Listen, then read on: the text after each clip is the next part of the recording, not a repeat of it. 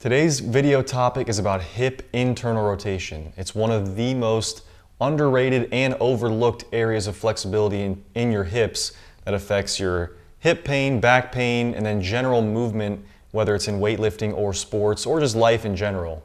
I was having some pretty nagging hip pain last year, and working on internal rotation was a huge piece of the puzzle for me, and I think it could be for yours as well. So here's a couple of drills to really dive into what you can do with internal rotation. The first drill is going to be more of a warm-up, just to get our hips comfortable rotating in both directions. So this one I call windshield wipers or hip swivels. There's a bunch of different names for it, but either way, you want to put your heels on the ground, kind of in like a bear type stance here, leaning back on your hands, and then rotate from the hips to move your knees side to side and actually touch down to the mat or whatever surface you're sitting on.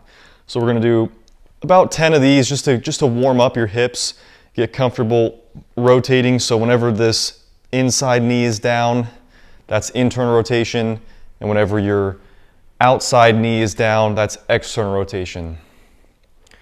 So we'll just do some swivels. You might feel a little bit of gunkiness in those hips, but that's why we're getting them warmed up. So here are the hip swivels. You can whip these out anytime you want to warm up before any kind of weightlifting or running and jumping, or if you just feel like you need to wake up your hips a little bit. Then when you're warmed up, we can get into a little bit of internal rotation stretching. So we're in our classic 90 position where both legs are at 90 degrees. This hip is internally rotated, this hip is externally rotated.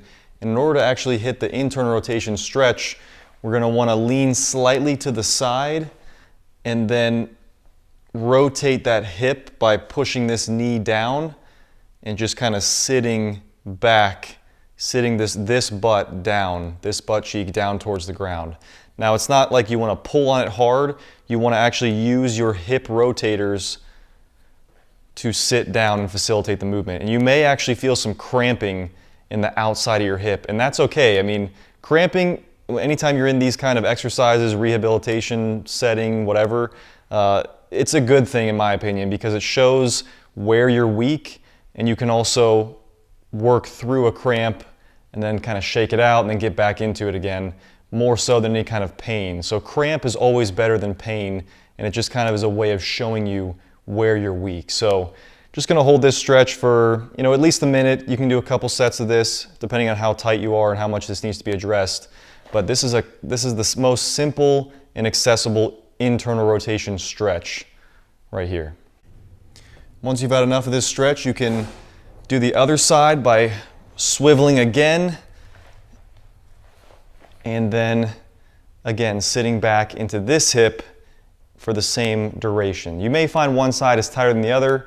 Pretty common to have some kind of imbalances, and you can also address your external rotation from this position, but that's pretty much outside the scope of this particular video. So we're focused on that internal rotation, getting a nice stretch here. Then the next thing we'll do is strengthen our internal rotation. And then to strengthen our internal hip rotation, you'll lie on your side, put something between your knees, and kind of favor the front side of your thighs with whatever, I'm using a block here. So I'm kind of favoring the front side to give myself some room in the back. Then I'm going to put both of my legs to 90 degrees right at the knee joint, and then I'm going to work on cranking that internal rotation and strengthening the hip rotators to actually do so. So you can do reps of this, you can do holds.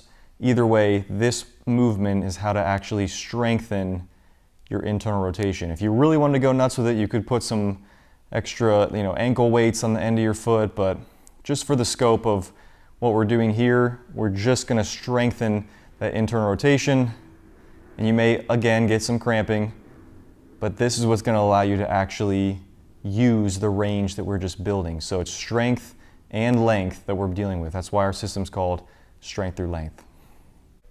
So we warmed up, we built some range, built some length, and then we built some strength.